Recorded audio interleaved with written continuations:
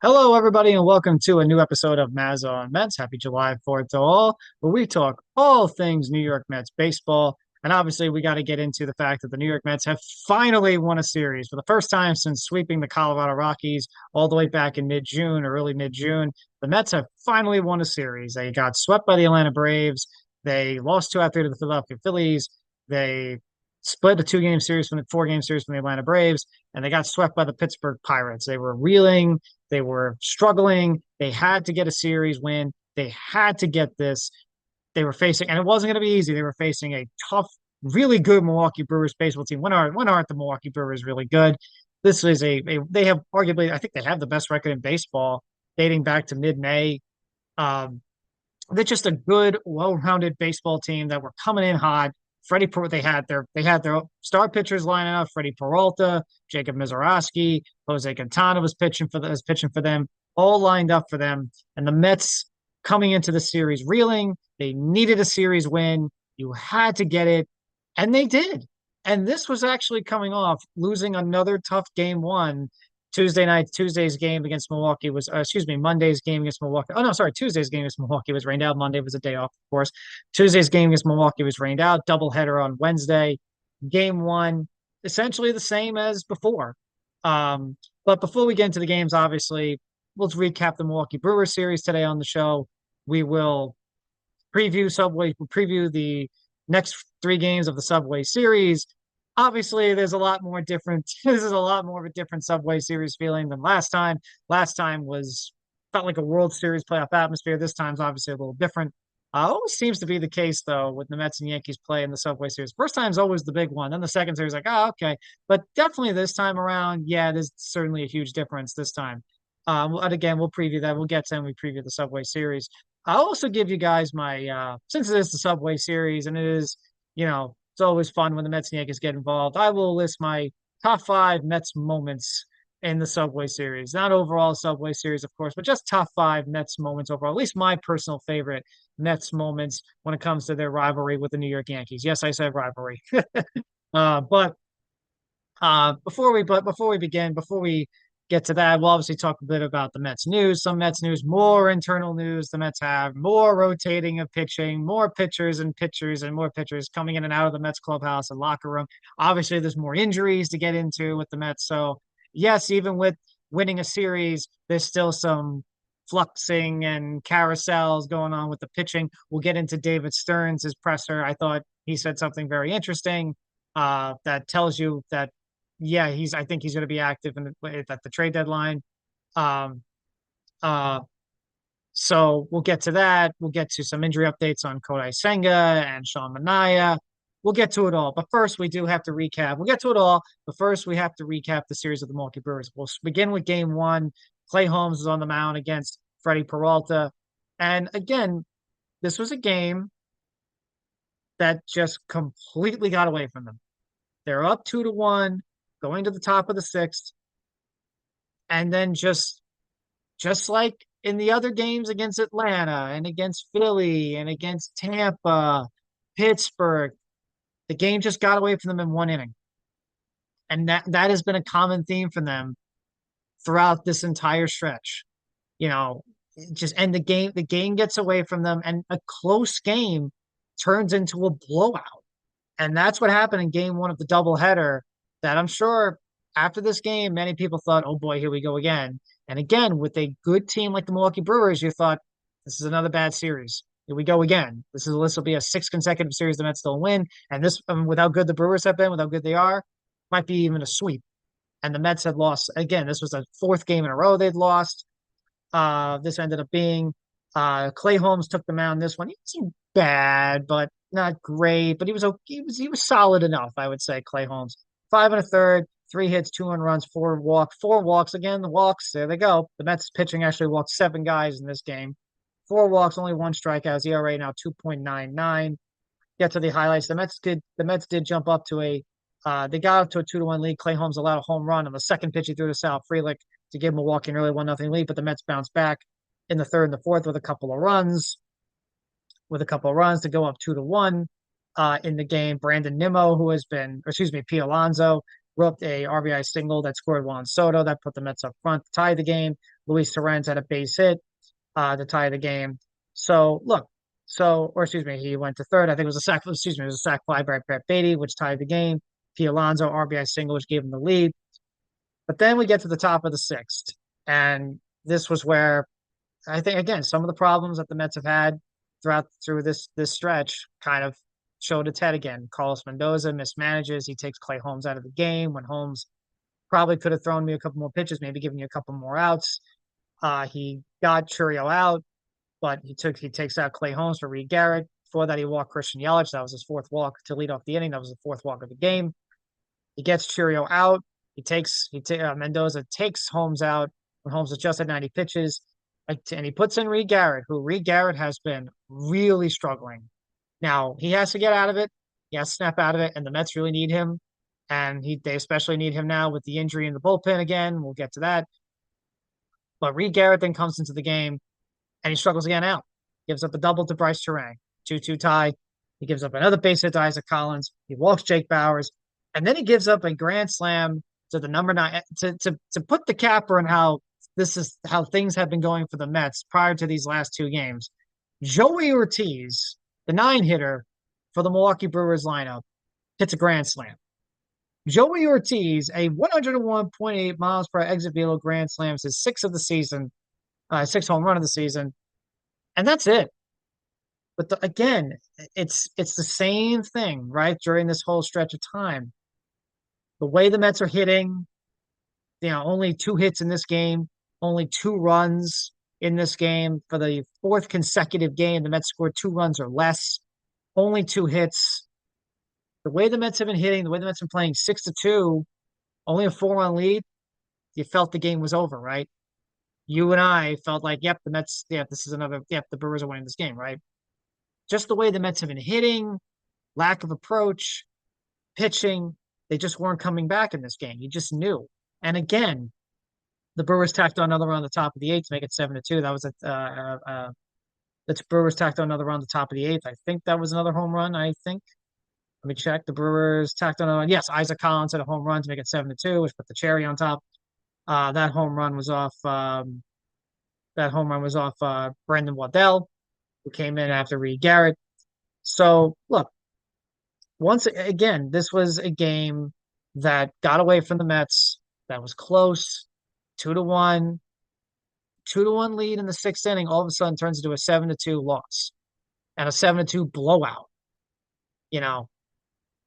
This was again one of those instances, one of those games where it got away from them, and there's been too many of them that happened recently, way too many of them, and you just felt with game 2 only a few hours away, you felt, oh boy, here we go again, right? And Blade Tidwell was pitching. You looked at game 2, right?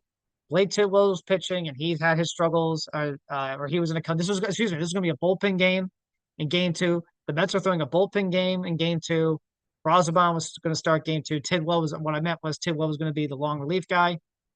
And they were facing the young phenom Jacob Mizorowski, who had been unhittable. The Miz, who had been the wrestling fan in me, who had been unhittable. 3-0, 1.11 ERA, 102 miles an hour fastball, everything. This kid had been everything. He had been unhittable, and the way the Mets have been hitting, you felt he might throw 7 shutout. The way the Mets bullpen been doing, the way the Mets pitching had been, the way the Mets offense had been, this felt like a doubleheader sweep by the Milwaukee Brewers. But hey, the Mets made a change, made a lineup change. BrandonNimmo batted leadoff. Now, Francisco Lindor, I am an advocate for him to bat leadoff. I felt that maybe the Mets should have just kept him in leadoff role, but I understood the move. Francisco Lindor. Oh, fireworks are going off already, guys. It's 12:25 here in New York, here in Long Island, New York. The fireworks are going off already, folks. Before the July. But anyway, but again, Mets had been stagnant on offense. Lindor had really been struggling. They needed some spark, and last year, hey, they needed a spark. They moved Lindor to the leadoff spot. Nimmo hadn't really been producing at the leadoff role last year. Lindor had been struggling as of late. He's been battling his pinky toe. Uh, and Nimmo has been red hot. So against the young kid, the young stud, they made a lineup change. Hey, look at that. Look what happens when you make an adjustment. Nimmo bats leadoff, Lindor bats second. And then in the bottom of the second, off the kid. And again, they got some luck along the way. And what makes this even better is that there was 2 outs and nobody on. The Mets, this is something they've struggled with. Again, it's hard for teams to score runs when you have 2 outs and nobody on, but you do have to find a way to score runs with 2 outs and nobody on sometimes. That makes a good baseball team, and that makes a playoff team. There was 2 outs and nobody on the bottom of the second. Mizorowski looks like he's cruising. The Mets were patient with him because at the end of the day, because again, as good as he's been, he's still a young pup. He's still young. This is still his only 4th, career start. This was a veteran-heavy lineup he was facing. The Mets were very patient with him. They were patient. They waited for their pitches. I was pretty impressed with their approach against Mizorowski. But Beatty drew a walk. With 2 outs and nobody on, Beatty draws a walk. Mauricio then draws a walk. And then finally, Mets get a bounce that goes their way, right? The Mets, when you're struggling the way you're struggling, you're just looking for a bounce. Just give me one lucky bounce that goes your way, right? And they got it from Hayden Senga, of all people, the backup catcher. He hits a ground ball that bounces off the pitcher's mound. And it looks like it's going to go into the hands of the second baseman, which looks like it's going to be the last out, but it deflects off the glove of the second baseman, and it loads the bases. So a walk, and a bit of they called this a hit, a bit of a fluky hit. Again, the Mets need something like this. They needed a break. So Nimmo steps to the plate. He's the leadoff guy. That was 7, 8, 9, gets on base with 2 outs and nobody on. The leadoff guy, Nimmo, steps up to the plate, and he, first pitch swinging, hits a grand slam, 103.1 exit velo, his 16th home run of the season. He hits a grand slam. Nimmo wasn't done with home runs during the series, but he hits a grand slam that I think gave the Mets a jolt. We'll see this weekend, obviously, but for this game and this series, they gave the Mets the jolt that they desperately needed.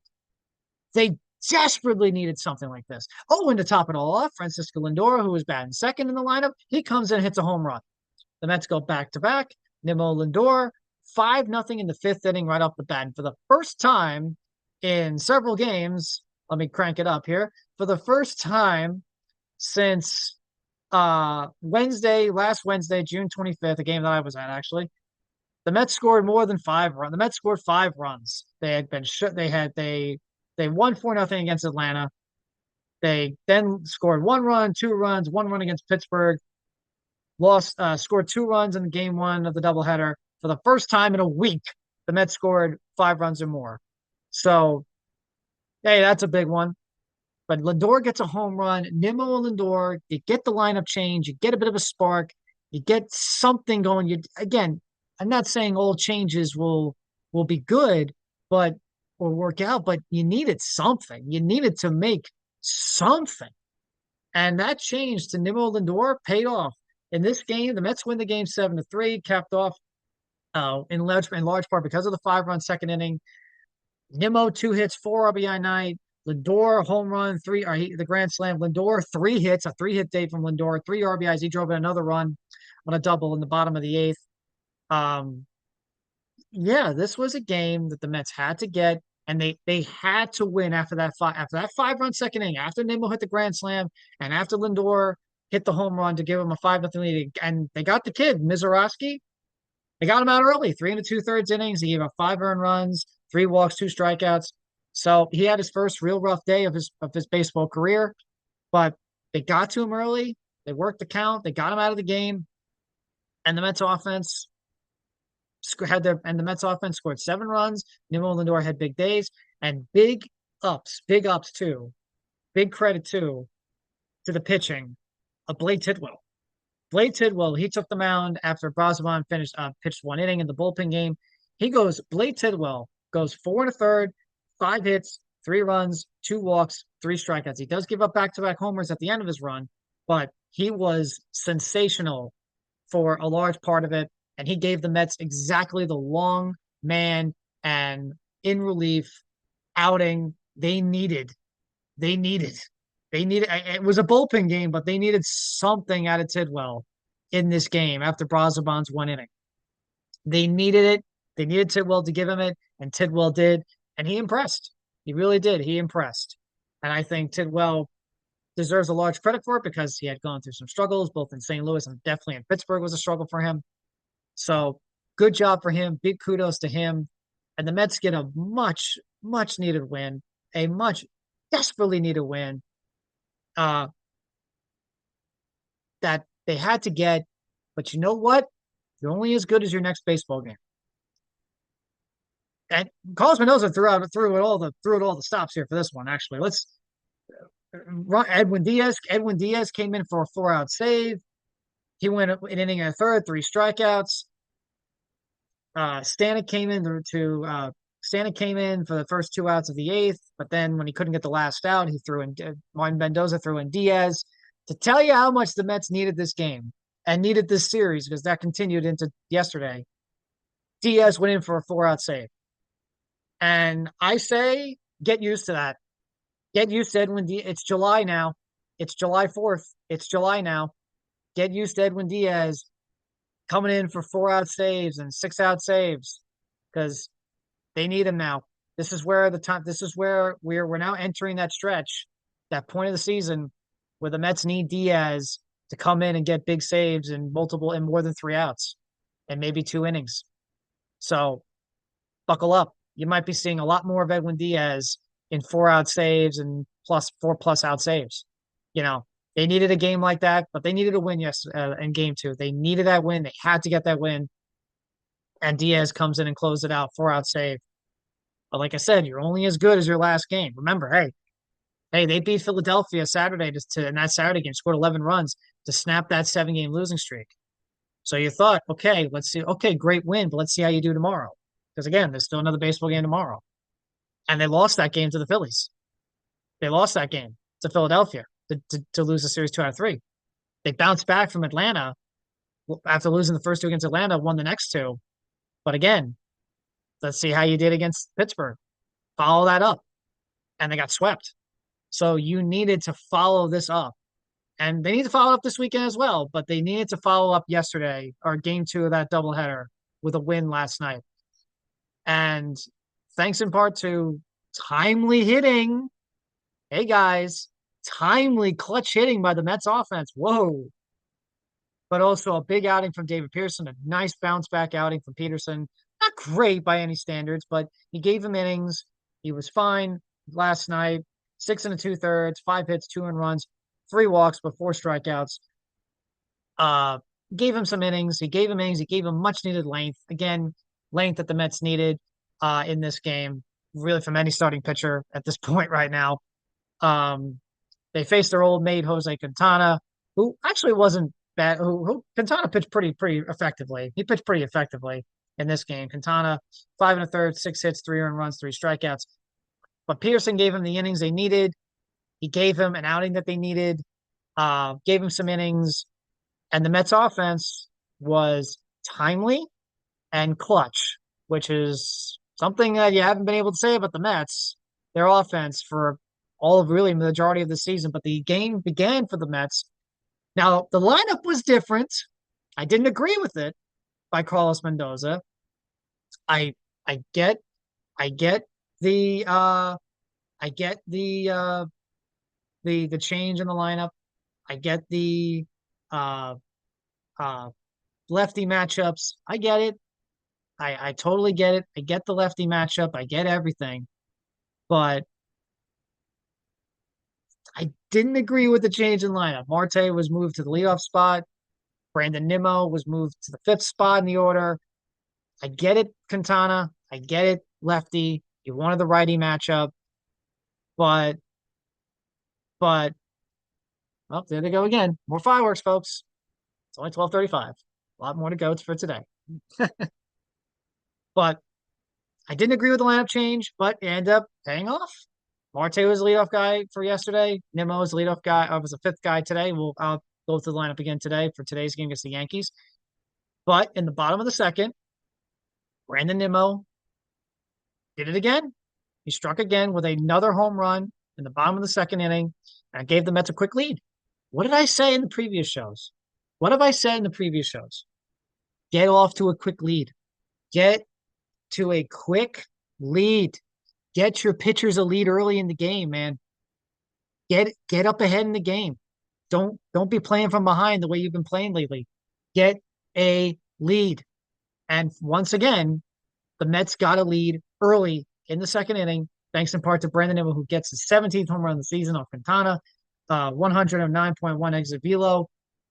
Nimmo stays hot. Something about Brandon Nimmo around June, July. This is where he gets hot. Last year, June, July, he got hot. So Brandon Nimmo again, June, July, he's hot. But the dude's hot. He's the hottest hitter in the lineup right now. Either him or Soto right now. But they get up to a 1-0 lead. The Brewers then tie the game at the top of the fourth. So here we go. Pitchers duel, tight game, 1-1. Great defensive play by Pete Alonso early in the game after a leadoff double by the Brewers. He advanced to third. Ground ball. They played the infield in. Alonso, ground ball to Alonso.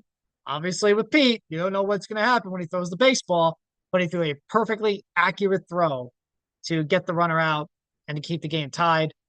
Beautiful play by Pete Alonso. Credit where credit's due. This was a really well played, well defensive play game overall by both teams. The Mets made some great defensive plays, Vientos and Alonso.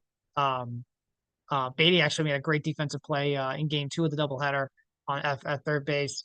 Brewers made some nice defensive plays. This was a really well played game and a good, well played pitchers duel. But then we get to the bottom of the sixth. And this is where the timely hitting comes. The timely hitting that you have been waiting for from this team for a while, really all season long. This was the kind of inning and the kind of example that you need to see for the Mets a lot more of going forward if they want to make the playoffs and go deep. So we start off with Tyrone Taylor striking out. Jose Quintana still in the game. Starling Marte, again, leadoff guy.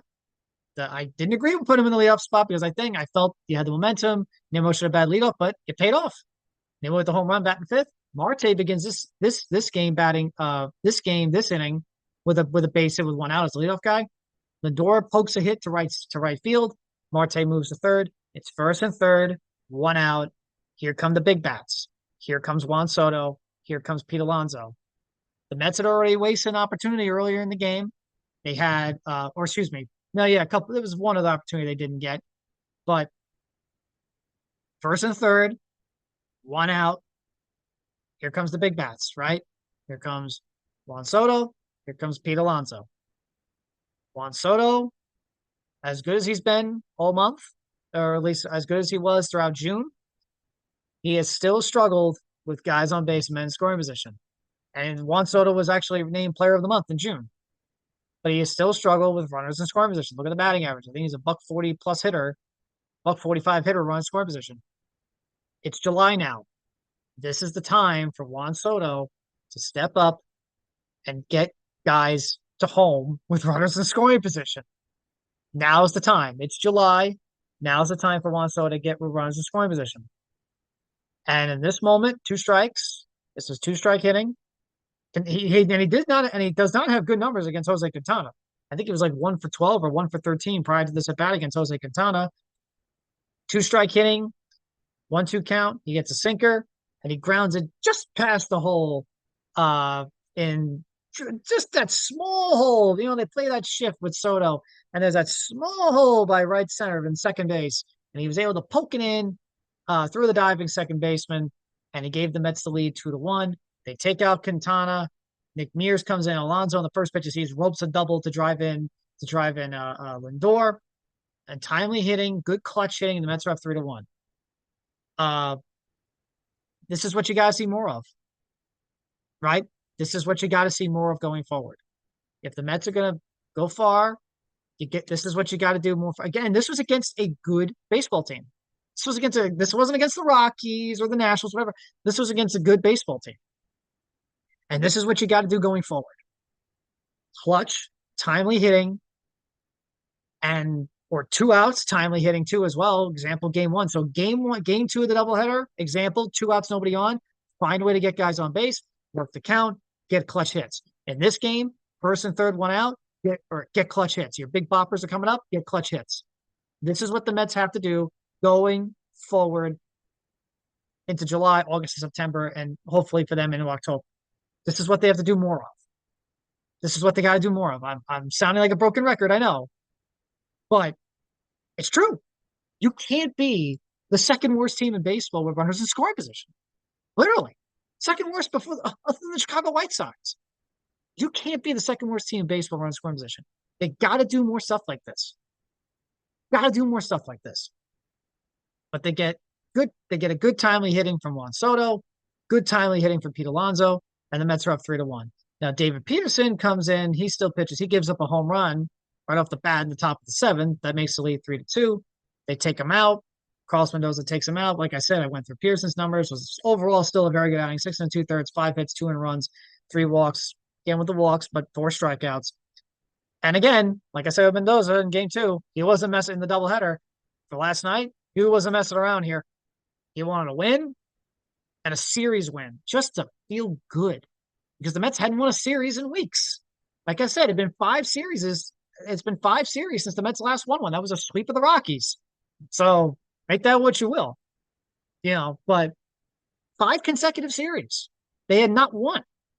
He puts in Ryan Stanek, and Ryan Stanek gets one quick out, a hard line drive right to Vientos, and he just kind of, if you watch Vientos, he was kind of like, whoa, when he caught the ball.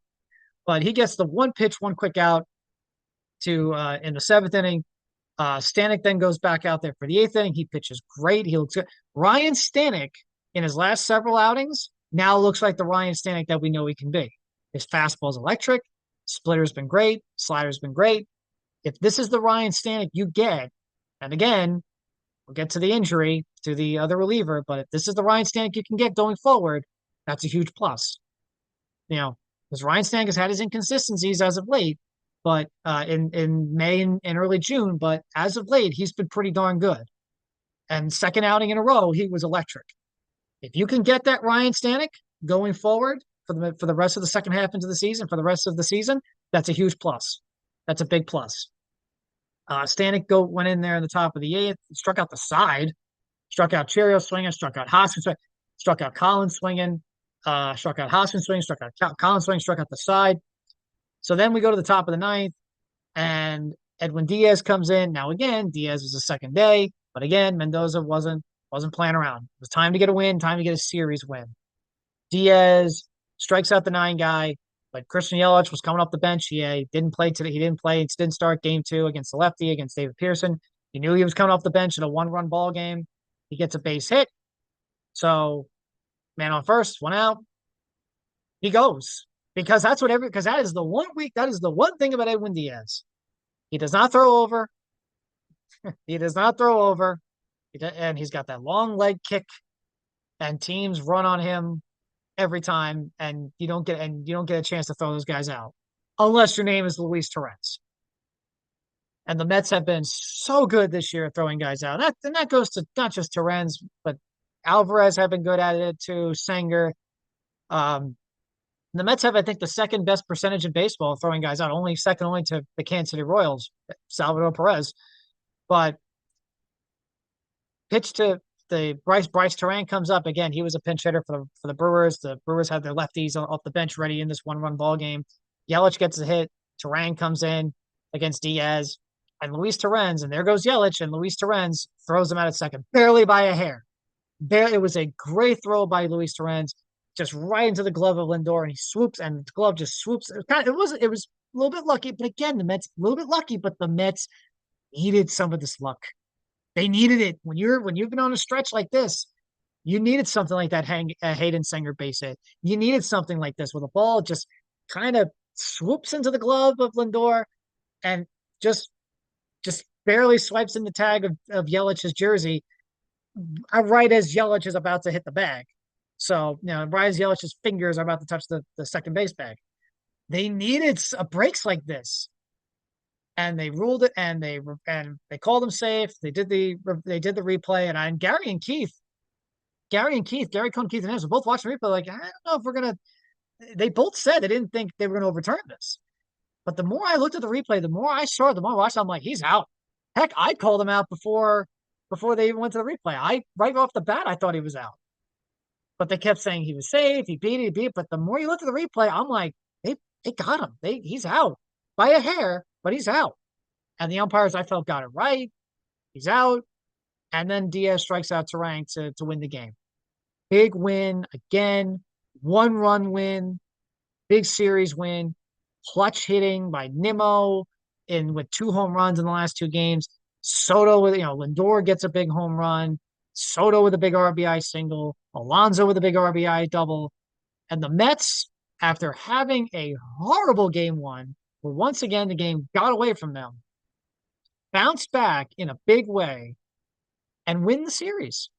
They don't just win game 2 of the doubleheader, but they win last night and they win the series. A much needed series win. A series that they had to have, and a couple of wins they had to have, especially when you get the Yankees coming into town and with the pitching matchup the Mets have. And we'll get to the pitching. But especially with the pitching matchup that the Mets are coming into this series with the Yankees, and with the Yankees coming to town, they needed this win in the worst way possible, but just also feel good about themselves to get a couple of wins, to get a series win. They hadn't had one in a couple of weeks, but the way they did it was good. It wasn't just that they won, it's the way they did it, right? You had good pitching out of Tidwell, from Billy Tidwell out of the bullpen. You had Nimmo getting a grand slam and Lindor getting a home run, which got them up to a quick 5-0 lead. Nimmo gets a home run again. Lindor got a 3-hit day in game 1, and another RBI. Tidwell goes a couple of innings and gives them an outing they needed. They get clutch hitting, a Nimmo, another home run. They get clutch hitting from Soto, clutch hitting from Alonso, and the Mets end up winning the baseball game. This is the game they needed. This is a game they needed. This was a win they had to have. This was a series they had to have, and they did it. They did it. Now, you need to carry that over to this weekend against the Yankees. You need to carry it over. You need to carry it over. If you can carry it over, that's extra good. But you need to carry it over now. You need to get some wins on. It can't just be 2 in a row and then you lose a series. No, you gotta roll out some wins now. You gotta truly get momentum going now. You get some momentum going, get some wins more, and all of a sudden, hey, you're back to feeling good. You're back to feeling good about yourselves. You're back to feeling good. You're back to feeling good. So the Mets can take this series. If the Mets can take this series against Milwaukee, against a good baseball team like Milwaukee, and translate over to the next series with the Yankees and the Reds and the Royals, etc., hey, all of a sudden, you can say, hey, okay, the train's back on the track and the Mets are rolling again. But it's going to be tough. It's going to be tough. But because we'll get to that in a second. It's going to be tough. But for now, the Mets are actually getting ready to play the Yankees in a few hours. The Mets and the Yankees play at 3:00 today, obviously with July 4th. But actually, every Met Yankee game this weekend is a day game, which is very unusual. They usually play 1 or 2 night games, and then there's a day game. But no, all 3 Met Yankee games this weekend are all day games. But for now, the Mets got a series win. They needed those 2 wins in the worst way possible. They got them. And let's see if they can translate it. Let's see if they can take this win, let's see if they can take it. Let's see if they can take these wins and translate it over into the next several games. Let's see if they can do that. But this was a huge credit to BrandonNimmo for this whole series. Huge credit to BrandonNimmo. Huge credit to Lindor. Credit also to Mendoza for the lineup change, I felt. Credit to Juan Soto. Credit to Alonso. Credit to Edwin Diaz, Ryan Stanek. Big ups to them because the Mets needed some wins. They needed a series win, and they got it. So, but for yesterday's game, the Mets, like I said, more shuffling and carousel and shuffling on the pitching. We found out before yesterday's game that Paul Blackburn was placed on the injured list, 15-day IL. He was originally scheduled to start today, I believe, against the New York Yankees, but obviously the Mets will pitch along the pitch. The Mets will have someone else pitch today. We'll talk about that. Paul Blackburn was originally going to pitch this game, but he's now in the IL due to shoulder impingement. And Blake Tidwell, after a great performance yesterday, in game two of the doubleheader, he got optioned to AAA.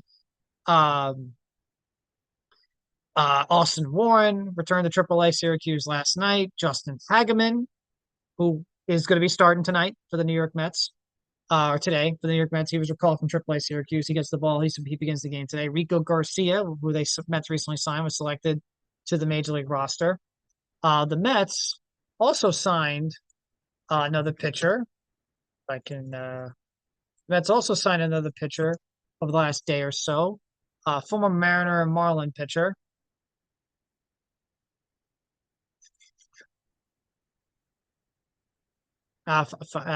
Figure it out. Oof.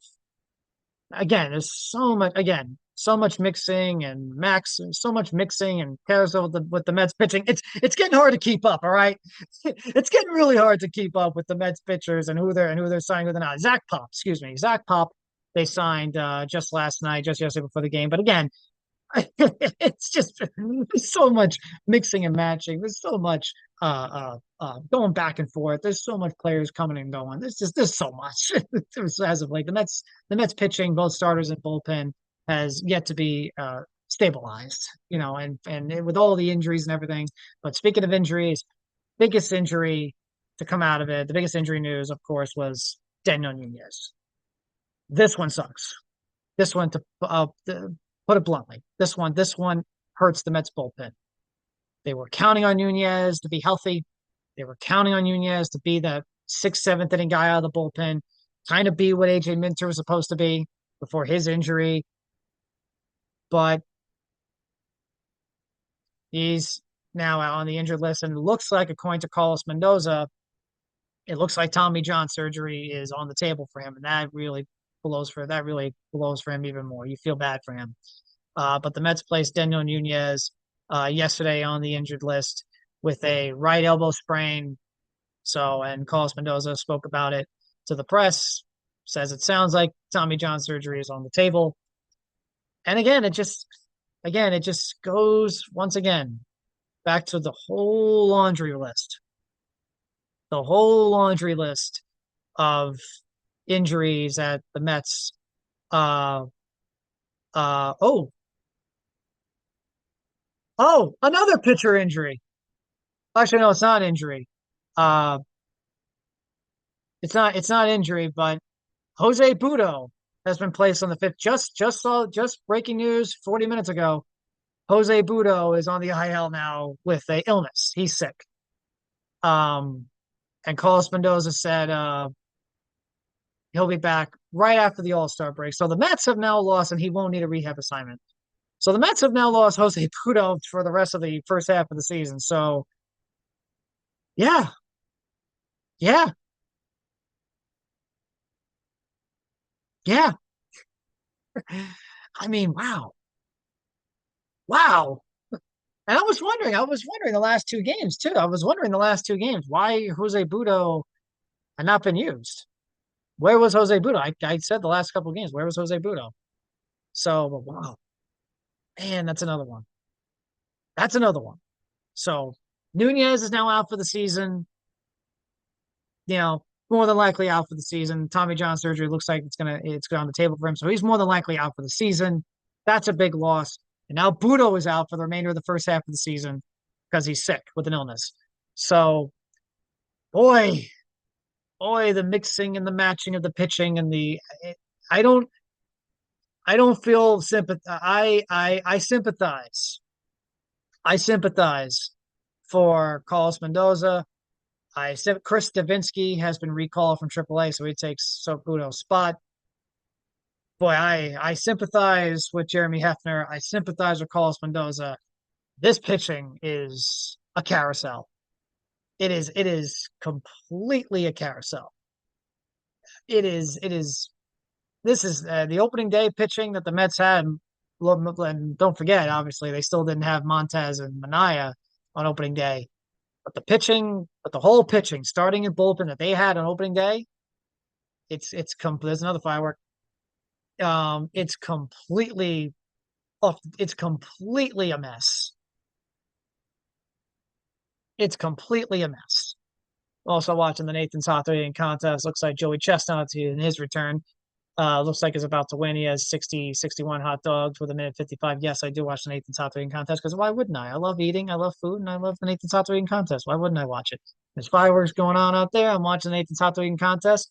Joey Chestnut looks like he's about to win yet again in his big comeback. So, but look, I do. There is no, like I said on the last show, there is no quick fix. Or I think on the state of the Mets, there is no quick fix for this pitching. There is no quick fix. Manaea's coming back, sure. Senga's coming back, sure. But in terms of overall and the bullpen, especially now, there is no quick fix. You need Brazaban to give the pitch better. You especially need Reed Garrett to pitch better. But no Budo now. He's sick. Nunez is more than likely out for the season. There is no quick fix. Right, at least right now. They got to wait and hold on for at least another month. This pitching has got to wait and hold on for at least the rest of the month before the trade deadline. And that leads me to actually do a quick update a bit on KodaiSenga because Mendoza was speaking to the media about a half hour or so ago. KodaiSenga will start tomorrow for Double A Binghamton. The Mets hope will throw 60 to 65 pitches. And I remember they said Senga, they're hoping to get Senga back before the All-Star break. So that should be a big plus. And actually goes back to what Buster Only said when the Mets were last on Sunday Night Baseball against the Phillies. He's like, well, August. I'm like, they could get him back before August. That's certainly the injury wasn't as serious as obviously, as what could have been, but I was like, Buster Only was like, oh, August, August, August, August. I'm like, I don't know. He could be back before the All-Star break or sometime in July. And it looks like, according to Mendoza, that could be the case. But Senga will pitch a rehab game tomorrow for Double A Binghamton, expecting to throw 60, 65 pitches. And it's official. Joey Chestnut has won the Nathan's hot dog eating contest with 70 hot dogs. 70 hot dogs. Can you eat 70 hot dogs? I certainly can't eat 70 hot dogs. But KodaiSenga will begin his rehab assignment tomorrow. SeanManaea will pitch in his rehab outing on Tuesday. So obviously a lot more news and a lot more updates, at least some good news. Because again, the Mets need help. The Mets need some help. And there is help on the way. There is help on the horizon in terms, at least for their starting pitching staff. The bullpen, though, it needs some work. And that brings me to David Stearns' comments. David Stearns had a press conference yesterday for the game, and he said something very interesting. And I think, for a lot of people that wonder what David Stearns is thinking, what's he doing, what's the plan, what's this, what's that, what's this, what's that, what's this, what's that. I think David Stearns in this comment here tells you everything. He's aware, he knows, and I expect a move or two to be made. He said, and I quote, I think we're a good team. I think we have good players. I think we're certainly much better than we played over the last 3 weeks. I think everyone in our clubhouse would agree with that. But I'd also, and this is the big one, I'd also be foolish not to look at the last 2.5 weeks and recognize that we haven't played well and there are probably areas where we need to get better. There you go. He knows, guys, ladies and gentlemen, boys and girls, he knows. David Stearns, look, people may think David Stearns is just this little old GM that came from Milwaukee that's not going to make any moves, not going to do anything. He's just going to sit back and let random pitcher number A or random player number B try to be the fixer of all things. No, he knows, guys. That last comment right there, that last one right there, I'll read it again. That last bit, I'd also, but I don't, that quote unquote, that last bit right there, but I'd also be foolish not to look at the last 2.5 weeks and recognize that we haven't played well. And there are probably areas right there. There are probably areas where we need to get better. He knows there's going to be moves coming. There's going to be a trade. There's going to be something like that, but they're going to be active at the trade deadline. David Stearns is going to be active, I think. And I think he's going to really focus, in my opinion, he's going to really focus on pitching. Now, they could use another bat. They could use another outfielder, I think, especially a starting center fielder. Unfortunately, if Mark Vientos can't step up and can't, because, if he can't start hitting a bit, they may have to look for another third baseman. At least to hold off. Maybe you let Vientos be a DH for a bit. But they may need a starting center fielder. But boy, right now it's all pitching, pitching, pitching, pitching, and more pitching, especially in the bullpen. Senga and Manaea are coming back. So you're gonna have to hold off the rotation for at least a little bit longer. But they certainly could use another high end starter. They certainly could use another starter, another front line, top of the rotation starter. You know, but you know, the bullpen, but pitching, pitching, pitching, pitching, pitching, pitching. So Stearns, I think, knows. He knows what the improvements have to be. And we'll just have to wait and see what the improvements are going to be. We'll just have to wait and see. So we'll just have to wait and see what the improvements are. So, but they need help. They need help. They need starting pitching help. They need bullpen help. Stearns is aware. He knows. But anyway, on to the series. That's at least as far as we know for now. That is the Mets news for the day before the series with the Yankees, barring anything else that pops up in the next 5 or so minutes. but anyway, previewing the series with the New York Yankees, obviously Subway Series round 2. The Yankees again, mentioned this before. This is much different than last time. First, we get to the starting lineup. BrandonNimmo. The Mets will face former pal, former Met pitcher, and someone I'm sure Met fans love a whole lot. Marcus Stroman pitches for the Yankees today. BrandonNimmo leads off, so Nimmo's back in the leadoff spot today for the Mets. Francisco Lindor back at the 2-hole. Juan Soto batting third. Pete Alonso batting fourth.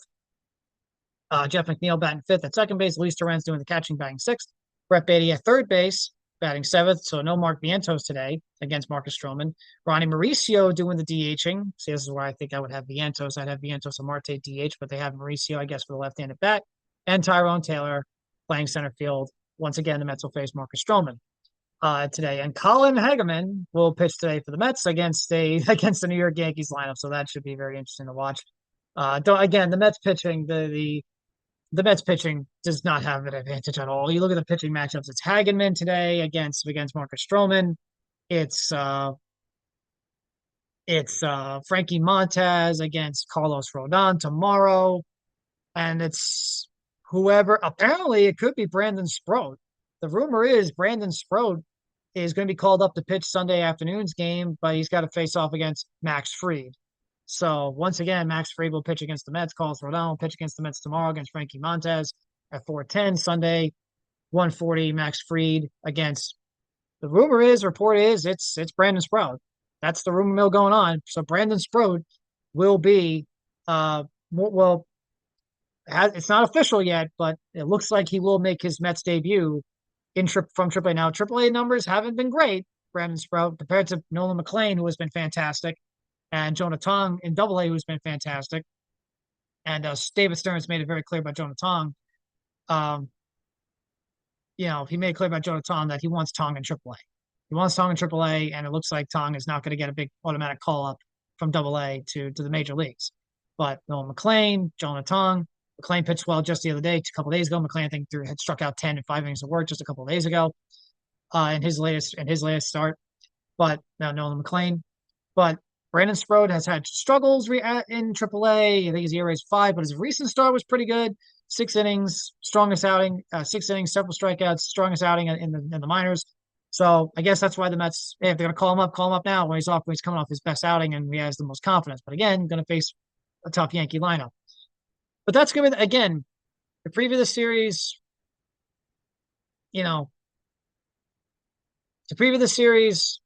it's one, the Yankees have all the advantage. Now, the Yankees have all the advantage, but the Yankees they're off a rough stretch as well.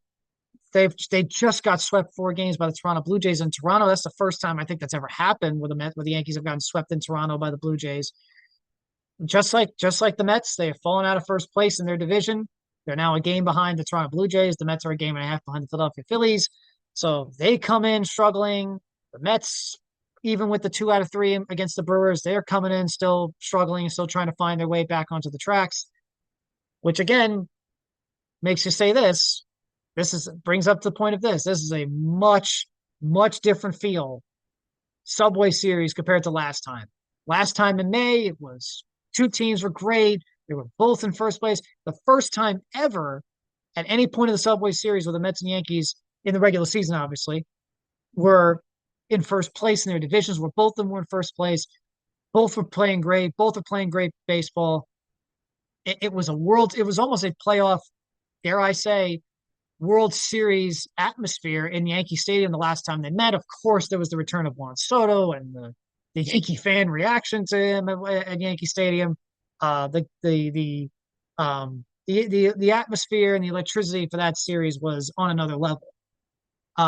Not to say I don't think the electricity will be electric this time. I think the fans will be out this time, especially when it's July 4th weekend. It's always Mets and Yankees. It's always the Met fans and the Met and Yankee fans always show up to Citi Field and Yankee Stadium or Shea Stadium and Old Yankee Stadium, no matter what the team's records are, no matter what their records are, no matter what positions they are, what day it is, whatever. They always show up and bring a lot of passion, a lot of electricity. I think it is going to be the same thing, at least in terms of the fans and the crowd reactions. I've been to plenty of Met Yankee games in my life. I've been to plenty of them. I think the last one I went to was September 11th, 2021. So that was a few years ago. And that was, so that was a few years ago. But yeah, they look at the graphic now. I mean, on ESPN, the previewing the Subway Series, the Mets are 6-14 over the last 20 games. The Yankees are coming in struggling. Um, Obviously, but this time is going to be a little bit of pace. This time is going to be a little different. Both teams struggling. Both teams out of first place. Both teams not necessarily playing their best baseball. Um, both teams are now out of first place compared to the last time. So there is a little different now. There is a little different. I also think Yankee fans well, I guess we'll find out, but I think they also got the whole Juan Soto thing out of their system. Maybe. I don't know. I guess we'll find out this weekend if they did or not. But there is a different atmosphere. There is a different feeling for this Subway Series coming in this time around compared to the last time. But but even still, the advantage I think does go to the Yankees. Better pitching, obviously, with Stroman and Fried and then Rodon this weekend, or Stroman, Rodon, and Fried. Their offense is still clicking. Their offense is still really good. Their offense has still played a lot better than the Mets offense has been. The advantage still, I think, goes to the Yankees entering the series. So the only way the Mets can win the series is if you hit. It's not easy. Stroman's a good professional pitcher. Rodon's had a solid year, and Max Fried's pitched like a Cy Young candidate. So it ain't going to be easy, but the Mets have to hit. The Mets are going to win. And now, with no Daniel Nunez, no Jose Butto, out of the bullpen, now you really need to hit. So the questions at starting pitching and the questions at bullpen, now you really need your offense to hit. You need all these guys in the lineup today and tomorrow and Sunday to hit. So this series, if the Mets are going to pull it out and pull off this series and continue their momentum from Milwaukee, it falls on their offense. And it's not going to be easy, but it falls on them. You're not going to win this series with your pitching. You're just not. Justin Hageman is not going to have a great outing tonight. Or you just got to hope Hageman gives you just a little bit of something tonight or today. You got to hope Montez is a lot better than what he was against Pittsburgh. And if Sproat's pitching on Sunday, you got to hope he just keeps you in the game. You just got to hope Brendan Sproat just keeps you in the game. But this series falls on their offense. If they don't score runs, if they don't come to a run scoring position, if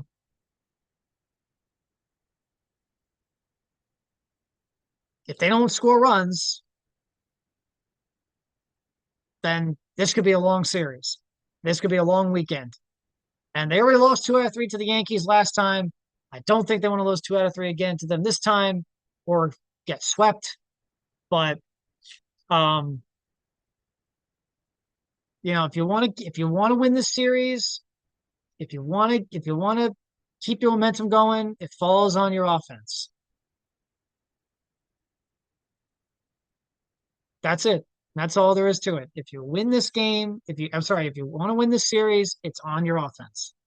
That's on everybody. Everybody on the offense. You want to win, you got to out hit the Yankees. Bottom line.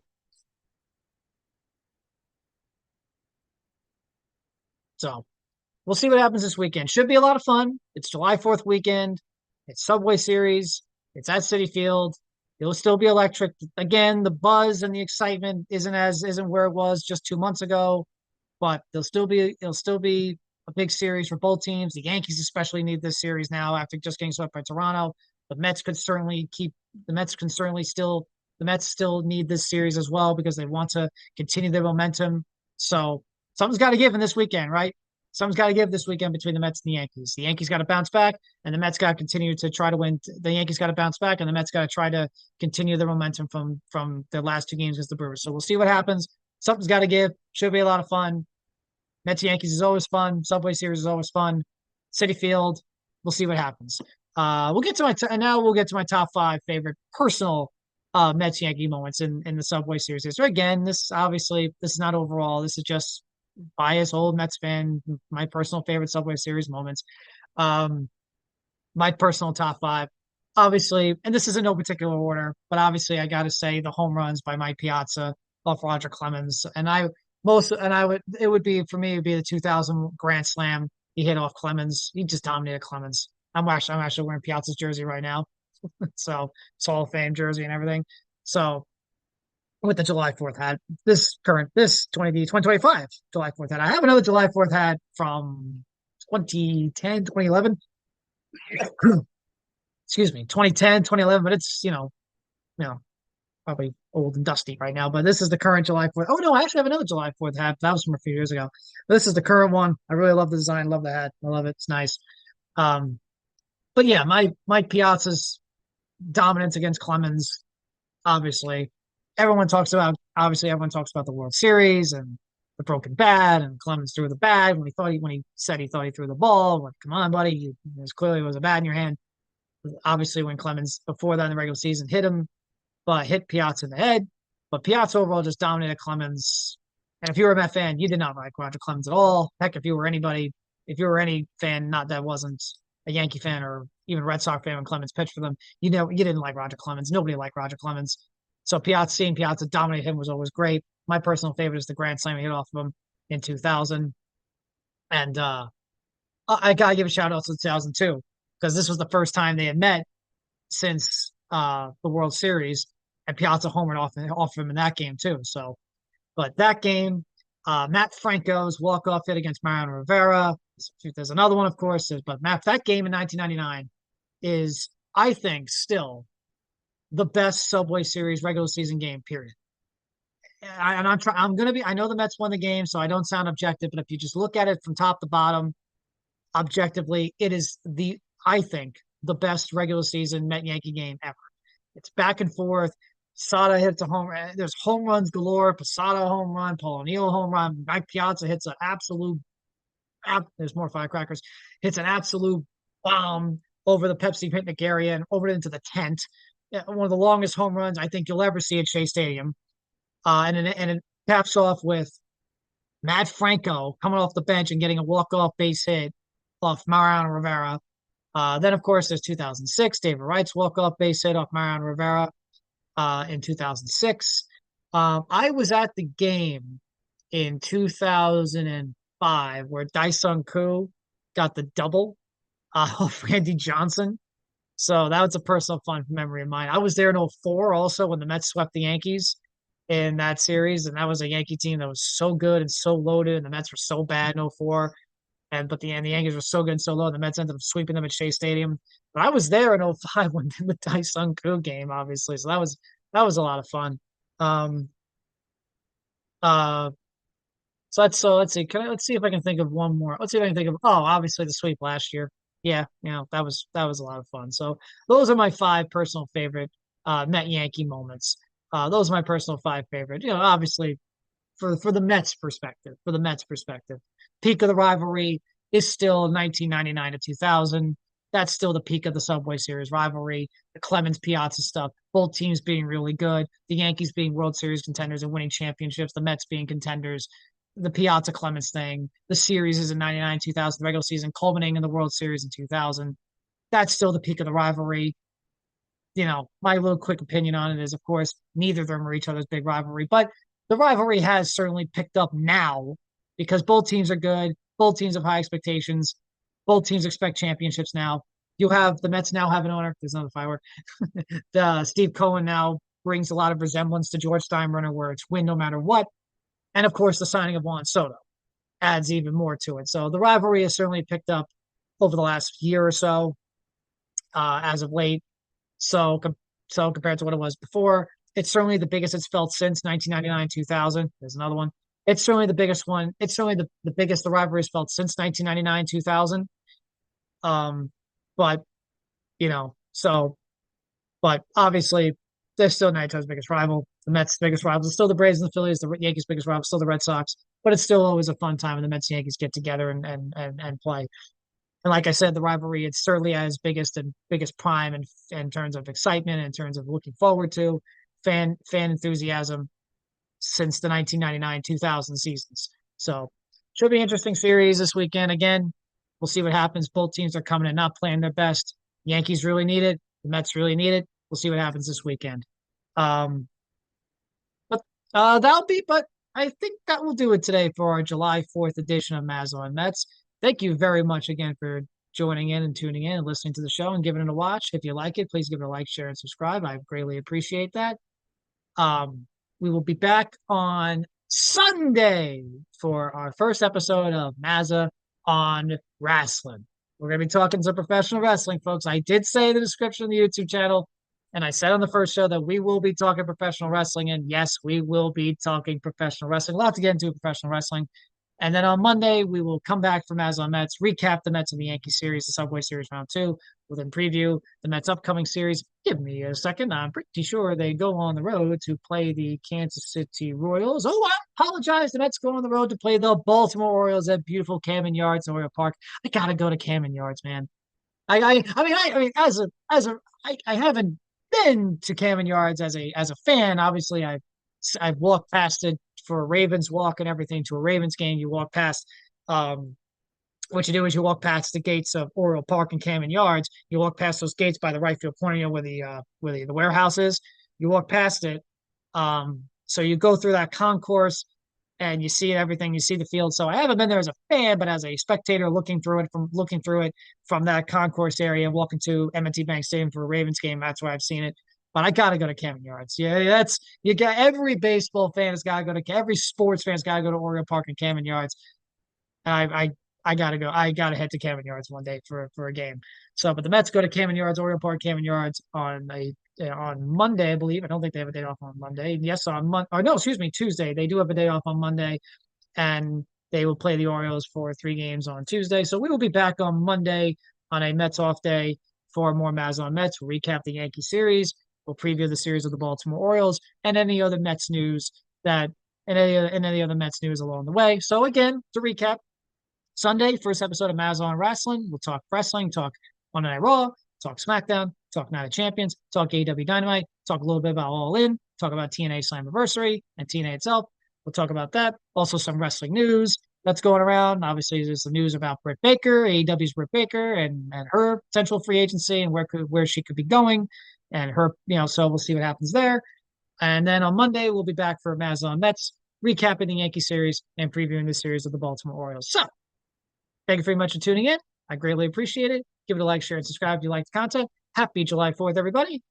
And let's go Mets.